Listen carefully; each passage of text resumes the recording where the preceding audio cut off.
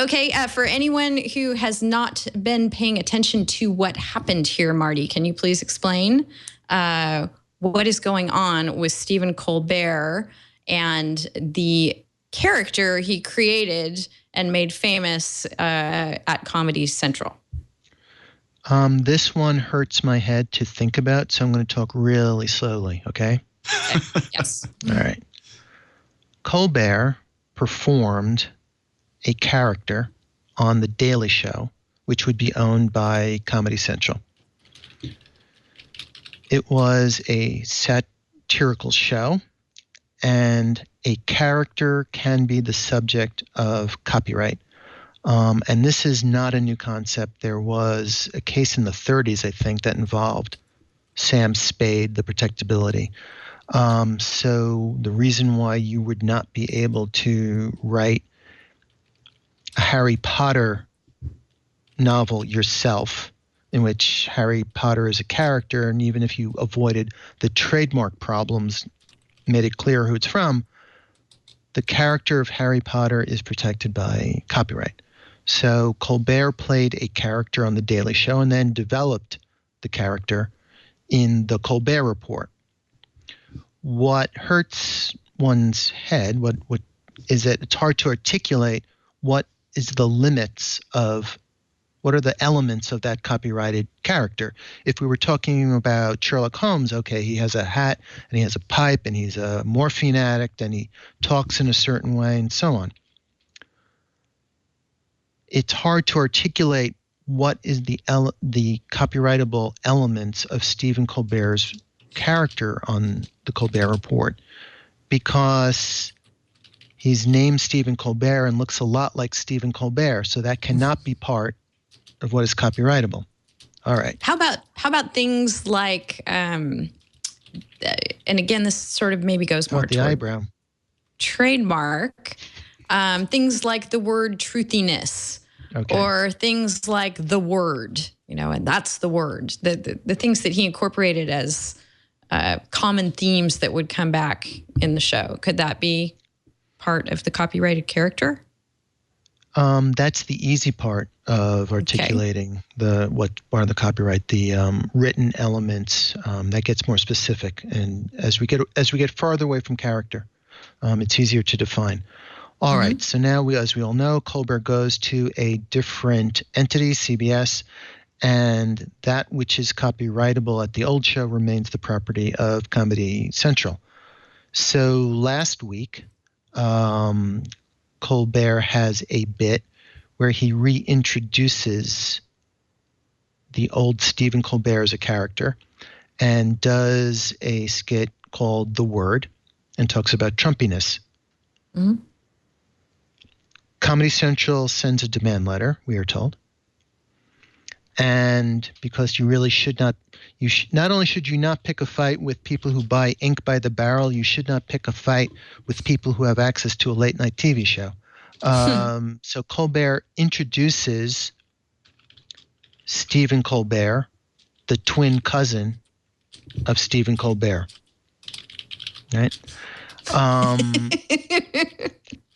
And there's a very funny bit. Hopefully we provided links so you guys can see last week's bit and this week's bit, because it's quite funny. Yes, they're all in the discussion points.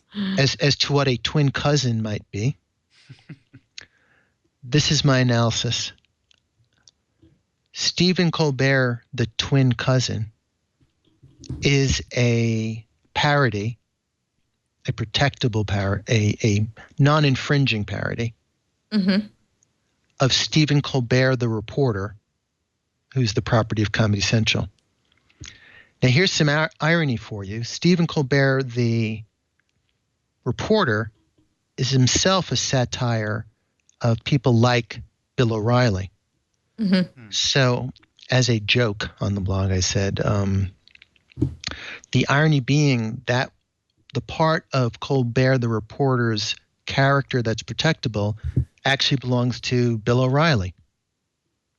In any event, this is a parody of a satire, and that's why it makes my head spin. Yes. There you have it. That is Stephen Colbert, the cousin.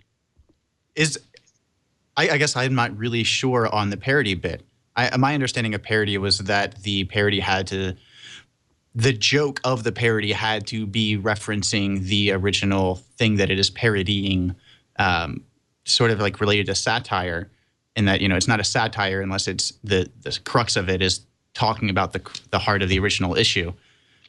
Is this a parody? Because as I understood it, when I was watching the bit, it looked like he was just using the character to make the same points that he would have made as the character before.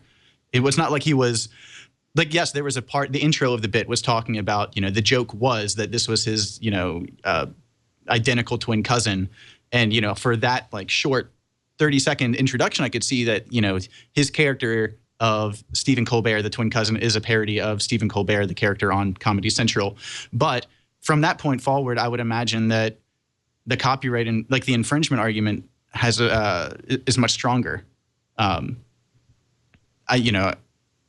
do you think of that? I mean, is there like a substantial similarity analysis that needs to be made, or am I off base? You're not off base because you articulated the rule. The parody must refer to a subject, as they say, enough to remind you of the subject, but not too much that you confuse. So are you confused as to who is Colbert, the cousin?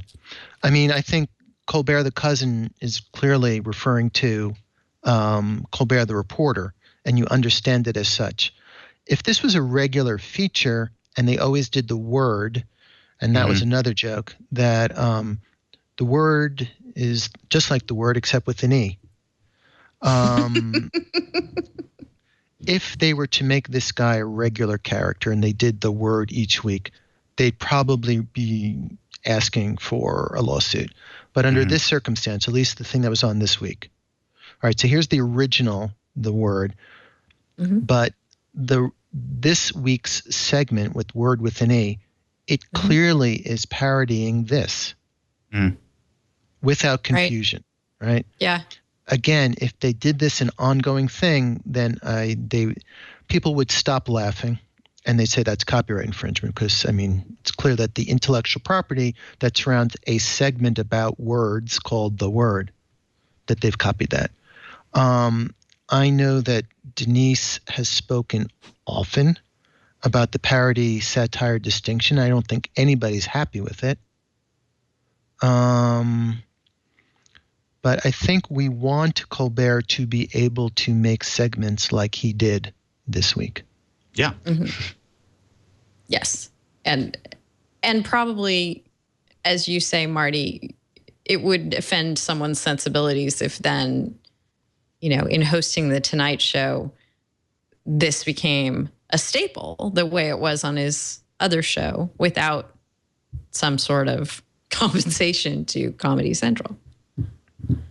So right.